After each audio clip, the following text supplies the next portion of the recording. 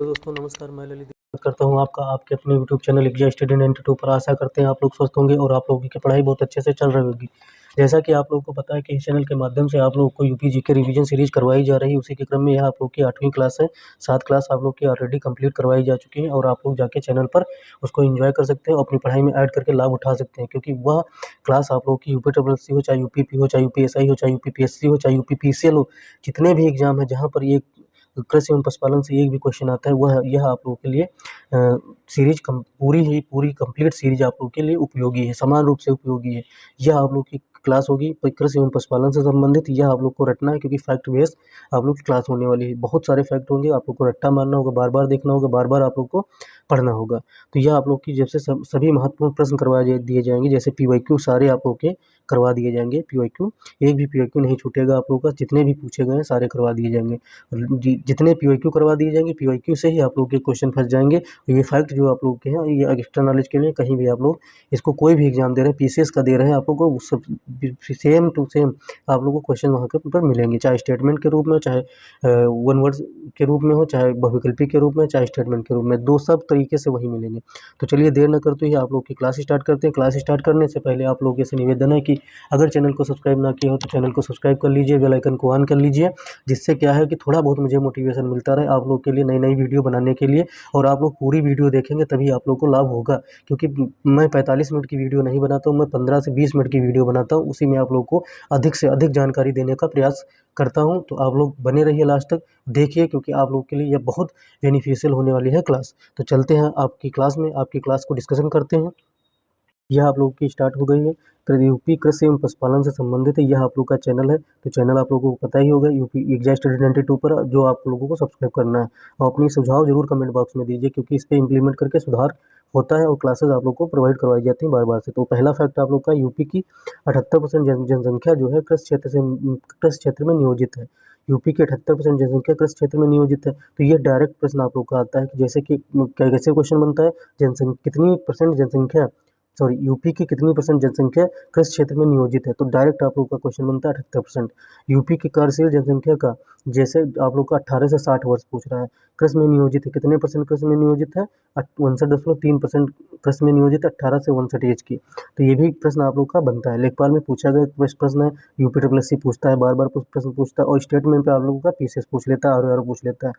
UP के total area के 68% क्षेत्र पर कृषि होती है, कितने, 68% क्षेत्र पर कृषि होती है। टोटल एरिया का 68%, याद रखना, कितना, 68%, याद रखना, क्योंकि बार बार सुनेंगे आप लोग को याद होगा। देश की कृषि योग्य भूमि का 20% ऐसा क्षेत्र है जो यूपी में है। देश की, पूरा देश जितना है 100% मान लीजिए, 20% यूपी में ही ऐसा क्षेत्र है जो कृषि योग्य है। जनसंख्या में फर्स्ट नंबर पर है, लेकिन कृषि क्षेत्र भी सबसे ज़्यादा यहाँ पर है, यूपी में 20% है। सकल घरेलू उत्पाद जीडीपी में कृषि क्षेत्र में आप लोग का 19.9% योगदान है, लगभग 20% आप लोग मान सकते हैं, ठीक है। तो चलिए बढ़ते हैं आगे, अगले पॉइंट को देखते हैं। यूपी में औसत क्रियाशील जोत का आकार कितना है। जोत का आकार, क्रियाशील जोत का आकार पूछ रहा है, डायरेक्ट पूछ लिया जाता है कितना है, तो 0.73 हेक्टेयर है। ये क्वेश्चन का आंसर आप लोग का होगा, वन लाइनर क्वेश्चन मान लीजिए इसको, और ये आप लोग का आंसर होगा।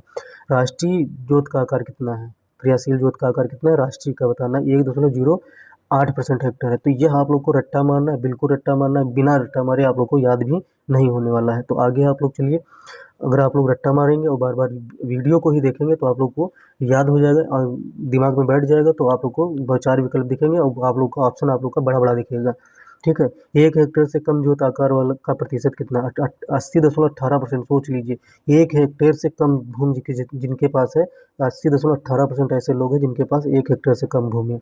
उन किसानों को क्या कहा जाता है, उन किसानों को सीमांत किसान कहा जाता है।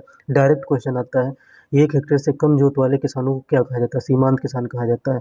1 हेक्टेयर से अधिक आकार की जोत 19.22% है, कितना, 19.82% है, 19.82% है आप लोग का एक हेक्टेयर से अधिक आकार के जोत वाले किसानों का, ठीक है। चलिए आगे बढ़ते हैं। कृषि एवं जलवायु प्रदेश आप लोग देख लीजिए। कृषि एवं जलवायु प्रदेश देखेंगे तो आप लोग को पता चलेगा कि आप लोग के कितनी कृषि और कहाँ पर उपजाई जा सकती है। यूपी की कृषि को जलवायु के आधार पर 9 कृषि जलवायु प्रदेशों में बांटा गया। ये डायरेक्ट क्वेश्चन बनता है। कैसे बनता है? यूपी की कितने जलवायु क्षेत्रों में बांटा गया, यूपी को कितने जलवायु प्रदेशों में बांटा गया, तो 9 जलवायु प्रदेशों में बांटा गया। आरओ का एग्जाम है, उसमें पूछा गया है, आप लोग प्रीवियस ईयर करेंगे उसमें मिल जाएगा ये क्वेश्चन। पहला आप लोग का है तराई क्षेत्र, दूसरा आप लोग का है पश्चिमी मैदान जो मेरठ मंडल के अंतर्गत आता है। तो मेरठ मंडल आप लोग का ये जैसे अगर बना दिया जाए मैप यूपी का, तो ये मेरठ मंडल हो गया। ठीक, आप लोग का मेरठ मंडल के अंतर्गत आता है। अब आप लोगों का पश्चिमी मैदान होगा, ये पश्चिमी मैदान आप लोगों का होगा, तो ये पश्चिमी मैदान मेरठ मंडल के अंतर्गत आता है। बरेली मुरादाबाद का मैदान मध्य पश्चिमी मैदान के अंतर्गत आता है, बरेली मुरादाबाद का मैदान। आगे बढ़िए, आगे बढ़ के ये याद करने वाला ये डायरेक्ट क्वेश्चन पूछा जाता है कि मध्य पश्चिमी मैदान में कौन से जिले आते हैं, कौन कौन से जिले आते हैं, तो बरेली और मुरादाबाद आप लोग याद रखना, ये पूछा गया है। साउथ वेस्टर्न जैसे दक्षिण पश्चिमी समशुष्क मैदान, ठीक है, समशुष्क मैदान आगरा का है, ये एक है, तो इसलिए बार बार पूछा जाता है। दक्षिणी पश्चिमी समशुष्क मैदान कौन सा? आगरा का मैदान है, तो आगरा के आसपास का क्षेत्र आता है इसके अंतर्गत। पांचवा आप लोगों का हो जाएगा सेंट्रल प्लेन, मध्य मैदानी क्षेत्र आप लोग का हो जाएगा। तो कानपुर और लखनऊ इसके अंतर्गत आता है, मध्य मैदानी क्षेत्र के अंतर्गत कानपुर और लखनऊ आता है, ये याद रखना। आप लोग कहाँ बैठे? कानपुर और लखनऊ के अंतर्गत। बुंदेलखंड का मैदान आप लोग का झांसी हो गया, चित्रकूट हो गया, ये सब आप लोग के आते हैं बुंदेलखंड के मैदान के अंतर्गत। जैसे आप लोग का नॉर्दर्न ईस्टर्न प्लेन आप लोग का हो गया गोरखपुर का, ठीक है। तो उत्तर पूर्वी मैदान के अंतर्गत गोरखपुर आता है, गोरखपुर आता है। अब आप लोग इसको याद करके रखिए क्योंकि ये अकेला है ऐसा उत्तर पूर्वी मैदान में जो गोरखपुर के अंतर्गत आसपास का क्षेत्र आता है। जैसे आप लोग का पूर्वी मैदान होगा तो वाराणसी आता है, अयोध्या आता है, आजमगढ़ आता है, प्रयागराज आता है, तो ये ऑप्शन में दे देता है इसमें कौन सा नहीं आता है, पूर्वी मैदान के अंतर्गत कौन सा जिला नहीं आता है। तो आप लोग का वाराणसी, अयोध्या, आजमगढ़, प्रयागराज ये सब आते हैं।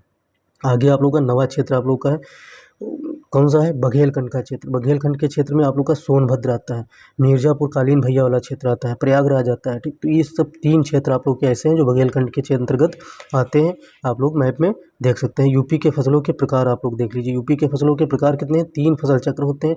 3 फसल चक्र कौन कौन से होते हैं? एक तो आप लोग का रबी फसल चक्र होता है जिसे शीत फसल चक्र भी कहते हैं, खरीफ फसल चक्र होता है जिसे मानसून फसल चक्र भी कहते हैं, और जायद फसल चक्र होता है जिसे ग्रीष्म फसल चक्र भी कहते हैं।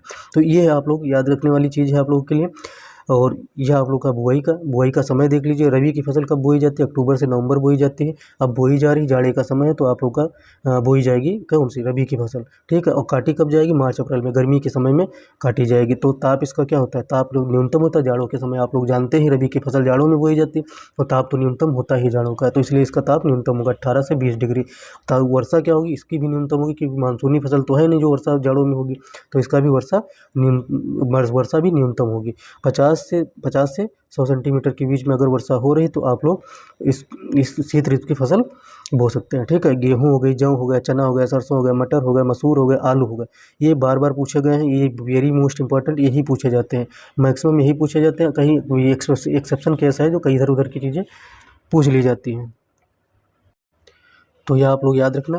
आप लोग अब खरीफ की फसल देख लीजिए क्योंकि खरीफ की फसल भी इंपॉर्टेंट है, क्योंकि यह जून जुलाई में बोई जाती है और जाड़ों में काट ली जाती है सितंबर अक्टूबर में। आजकल धान कट रहे होंगे, जाड़े का समय है, जाड़े के समय में रिकॉर्ड कर रहा हूँ, नवंबर चल रहा है, तो जाड़े का समय स्टार्ट होने वाला है। तो क्या आप लोगों का क्या हो जाता है? ये कटने लगती है फसल। इसमें क्या तापमान क्या हो तो अधिक होता है, क्योंकि गर्मी के समय बोई जाती है, तो आप लोगों को पता ही होगा तापमान गर्मी का हाई होता है, तो हाई इसका तापमान भी होता है। वर्षा क्या होती है? वर्षा भी होती है, मानसूनी वर्षा होती है, क्योंकि ये मानसूनी फसल है, तो मानसून में क्या होती है? वर्षा होती है, तो इसका वर्षा भी अधिक होती है। तो यह सितंबर अक्टूबर में काटी जाती है और जून जुलाई में बोई जाती है। इतना याद रखना, ये पूछा जाता है, 50 बार पूछा गया है क्वेश्चन। धान जैसे आप लोग का हो गया, धान आजकल कट रहे हैं, तो आप लोग के खरीफ की फसल होगी जो मानसूनी होती है, क्योंकि धान को क्या चाहिए? ज़्यादा पानी चाहिए, तो इसलिए खरीफ की फसल है धान। अब जैसे मक्का आप लोग का हो गया, मक्का आप लोग की खरीफ की फसल है। ज्वार, बाजरा हो गया, कपास हो गया, जूट हो गया, गन्ना क्या हो, जैसे गन्ना हम लोग क्या है खाते हैं जाड़ों में, तो सब लोग घर वाले भी कहते हैं और आसपास के कहते हैं गन्ना ज़्यादा खाओगे तो सर्दी हो जाएगी, तो इसलिए सर्दियों में गन्ना की फसल काटी जाती है। तो काटी जाती है गन्ना की फसल, लेकिन है कि खरीफ की फसल है। जब सर्दियों में काटी जाती है, सर्दियों में कब खाने को मिलेगा? जब गन्ना उपज जाएगा और कट जाएगा, तो अब तभी तो ना खाने को मिलेगा। तो इसलिए आप लोग का है मूंगफली, जैसे आप लोग का हो गया मूंगफली भी आजकल आप लोग ठेले पे देख रहे होंगे, इधर उधर नुक्कड़ पर भी मिल जाती है। अरहर हो गई आप लोग की, सोयाबीन हो गई, तम्बाकू हो गए, मूंग हो गई, तो ये सब आप लोग की क्या है? फसल है, खरीफ की मानसूनी फसल है। तो जायद की फसलें आप लोग देख लीजिए, जायद की फसलें आप लोग की मार्च अप्रैल में बोई जाती है। कब बोई जाती है? मार्च अप्रैल में बोई जाती है, मई और जून में काटी जाती हैं जायद की फसलें।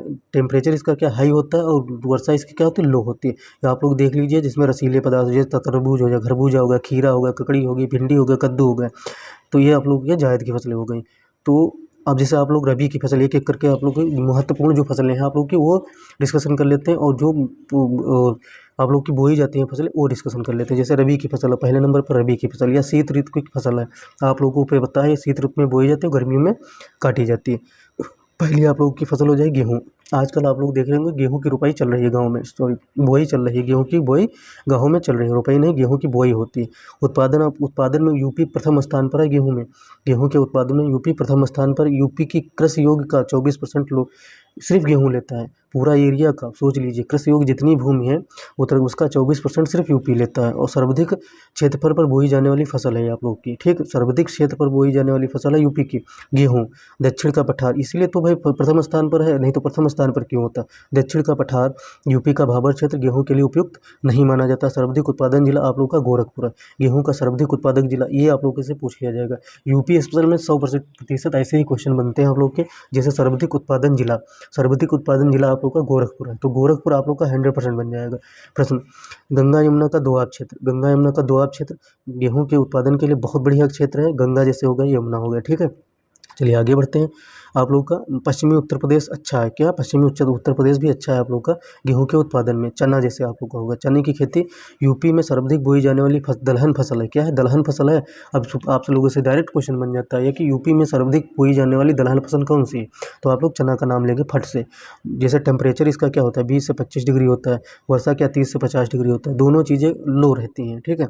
दोमट मिट्टी आप लोग की शुष्क मिट्टी हो गई, अगर ये दो हैं तो आप लोग की फसल अच्छी होगी। दक्षिण के पठार में भी एक फसल बहुत कम होती है, ठीक है। चलिए सरसों जैसे आप लोग का हो गए, सरसों आप लोग का सॉरी ऊपर क्या था? चना। दक्षिण के पठार में भी कृषि अच्छे से होती है चने की। सरसों की जैसे हो गए, सरसों आप लोग का क्या होगा? यूपी सर्वाधिक उगाई जाने वाली फसल तिलहन फसल है। अब ये पूछ लेगा दलहन फसल पूछा जाए तो चना, तिलहन फसल पूछा जाए तो सरसों, सर्वाधिक बोई जाने वाली। उत्पादन सेकंड नंबर पर है, राजस्थान प्रथम स्थान पर है, ठीक है। स्वतंत्र मिश्रित खेती दोनों की जाती है। जैसे आप लोगों के वहाँ गेहूँ बोया जाता है, तो गेहूँ में क्या डाला जाता है? सरसों कभी कभी डाल दिया जाता है। आप लोग देखे होंगे, जो गाँव से जुड़े होंगे जरूर देखे होंगे। मटर के क्षेत्र में भी आप लोगों को सरसों उगाई जाती है। चने में भी आप लोग के मटर वो सरसों उगाई जाती है। आलू के बोई देखे होंगे आप लोग, तो उसमें बीच बीच में आप लोग को सरसों खड़ी दिखाई देगी, तो आप लोग वो मिश्रित खेती भी की जाती है इसकी। यूपी का जैसे मध्य पश्चिमी क्षेत्र आप लोग का है, मध्य पश्चिमी क्षेत्र में अच्छे से खेती होती है। उसके अंतर्गत कौन कौन से आते हैं? पहला इटावा आ जाता है, फिर मिर्ज़ापुर आ जाता है, फिर सोनभद्र आ जाता है, फिर सीतापुर आ जाता है, अलीगढ़ एटा आ जाता है। तो ये आप लोग के याद करने वाली क्षेत्र, बार बार देखेंगे तभी याद करेंगे, क्योंकि मैं रिपीट कर सकता हूँ, आप लोग को बोरिंग लगने लगेगा। चौथा आप लोग का जौ आ जाता है, यूपी का दक्षिण पूर्वी क्षेत्र जौ के लिए उपयुक्त है। बस इतना ही पूछा जाता है, बाकी ज़्यादा उपयुक्त ज़्यादा पूछा नहीं है। तो अब आप लोग खरीफ की फसल में आ जाए। दूसरी नंबर आप लोग की खरीफ है। खरीफ में आप लोग की चावल आ जाती है। चावल यूपी का सेकंड स्थान है। पश्चिम बंगाल प्रथम स्थान पर है। कृषि योग्य क्षेत्र का 18% चावल में होता है। गेहूँ के 24%, कितना? 24% क्षेत्र, और कृषि योग्य क्षेत्र का 18%। उत्तर प्रदेश के पता रहे, उत्तर प्रदेश में जितनी खेती की जाती है उसका 18% चावल में जाता है, ठीक। क्षेत्रफल चिकनी दोमट मिट्टी उपयुक्त है इसकी कृषि के लिए। उत्पादन आप लोग का तराई क्षेत्र में अधिकतर देखने को मिलेगा। यह आप लोग को स्पीड में इसलिए करवाया जा रहा है क्योंकि आप लोग बार बार अगर कम समय में रिपीट करेंगे तो आप लोग को याद हो जाएगा, कोई दिक्कत नहीं है। अगर 2 गुना 1.5 गुना स्पीड में देखते हैं तब भी वीडियो आप लोग को इसी स्पीड में चलती हुई दिखाई देती है। जैसे इसका तापमान 28 से 35 डिग्री रहता है, और इसका वर्षा आप लोग की कितनी मिलती है? 100 से 150 डिग्री, सॉरी 100 से 150 सेंटीमीटर, ठीक है। 100 से 150 सेंटीमीटर। आगे बढ़ते हैं, इसकी वर्षा पूछी जाती है, आप लोग याद रखना। गन्ना की आप लोग की आ गई। गन्ना आप लोग का नगदी फसल है। क्या नगदी फसल? यूपी कृषि योग्य क्षेत्र है 13%। आप लोग याद रखना, गेहूं का 24% है, आप लोग का चावल का 18%। अब गन्ना आ गया, गन्ना 13% है, क्योंकि ये इंपॉर्टेंट है इसलिए आप लोग को परसेंटेज भी लिखा गया है। यूपी के उत्पादन में प्रथम स्थान में, गन्ना के उत्पादन में यूपी प्रथम स्थान पर, और चीनी के उत्पादन में सेकंड स्थान पर। प्रथम स्थान आप लोग का महाराष्ट्र हो जाएगा। जिला आप लोग का मुजफ्फरनगर सबसे ज़्यादा गन्ना उत्पादन हो जाए, 2019 में शामिल था, ठीक है।